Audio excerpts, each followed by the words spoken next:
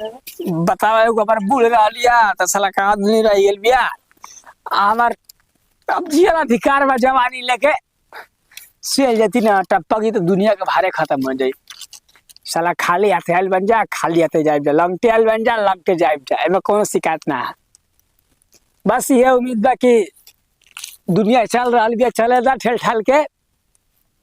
जैसे जियतन जियावा तो जब बहुत तो जानी के बा हे समय आई कहवा लेके जाई हे दरोगा जी का जी आई एजा हो मतलब बैठ के का बड़बड़ा तनी कुछ ना तनी गहराई में चल गई रटिया। का छे हाँ पहले के बतिया याद करतनी ना। पहले ये कनिया बूढ़ी का कि साला जवानी कौना घड़ी के अब काम आई समझे में ना आवत। जवानी अब मर अब जाता देखी ई मत कही कि मर जाई ई देख ली रउआ हमरा जिए के सहारा बानी रउआ के कुछ हो जाई तो हम जी पाई ना जी ना पाबू जान तारू सोचता नहीं ना कि तो रात भर लेकर सूत का पता हमके बिहार में मरही के पड़ जा। तो सुनी ना अपन मन के इच्छा पूरा कर लेवल जाला ठीक बनू जिंदगी की कोई गारंटी नहीं खे। हमनी के जब जवान रहनी जा उ समय चल गइला बाल बच्चा पोसते हमनी के मतलब जवानी कट गइला कम से कम बुढ़ापो में तो आदमी अपन ख्वाहिश पूरा करी जी। हाँ बोली वे कहा तरनिया कि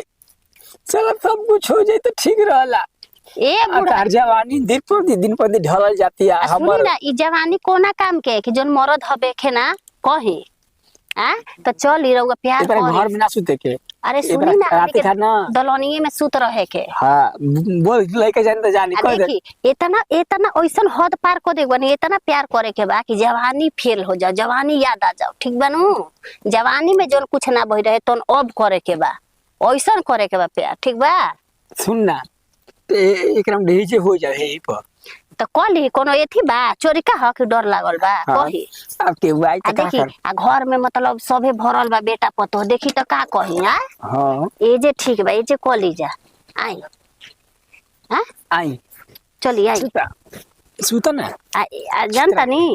मतलब ऐसन करम नु ऐसन कि एकदम जवानी याद आ जाओ आई करे जानता नी जी हमारो मन रहे कि अपन रउआ से कही नो कि देखी ना पहले जोन करत रही अब करे। हाँ जानता नी जिंदगी के कौन थी बाजी ए जी के हो जी कहो मौसम भी धरतल हाथे से त का करी मन करता था मन करता तो तू करबो हाय मन करबो तो तू करबो त के करा के हन जाई मेहरारू बट नहीं देता तो मेहरानू ये तो खुलेआम करबो चलो रोडवा पर जा अच्छा जी साथ नहीं ला शर्म नहीं के लागत कि बूढ़ा बूढ़ी बैठल बा जाता आके जब बत को एती कोचर कइले बड़ा कोनो लागत कि हम लंगटे घर बने के हमर लाज लगी ना आ तू बढ़िया से बालू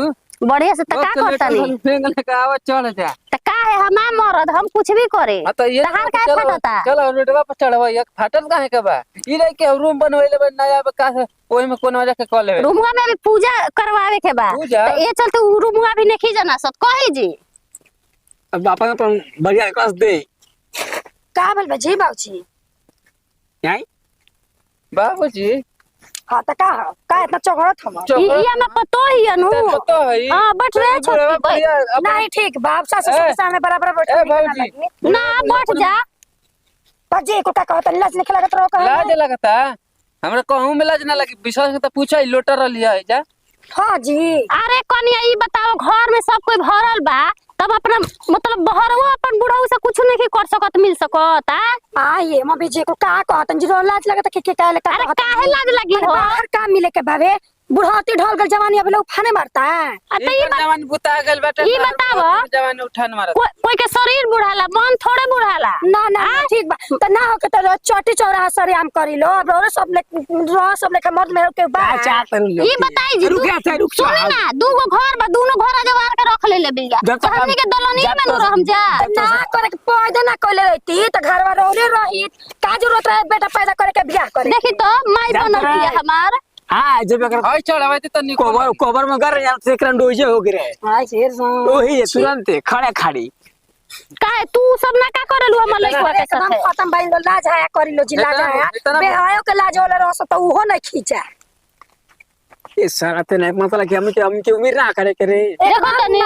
लड़का के बोला के बैठा ली करो में तब करी तब कहाई कि रहू खाए लड़का ए ज्यादा बोलो मत लड़का ए जी हम ये सुन ले भैया अरे तो हम ये सुन तू आइल बड़े कहे जी बोले के घरवा मास ले ले तना पैदा कर ले तू ना आई रहती हम का जरूरत रहे ये सोचलू भूखल रही तू दिन रात ये बाबा सोचलू कि बूढ़ा बूढ़ी के का बीतत दिल पर हाँ, बहुत बुढ़ा बुढ़ी पर बीतता ना बुढ़ा बुढ़ी पर हम तो ना जानते रहनी कि अब एकदम कहले में नहीं खेलो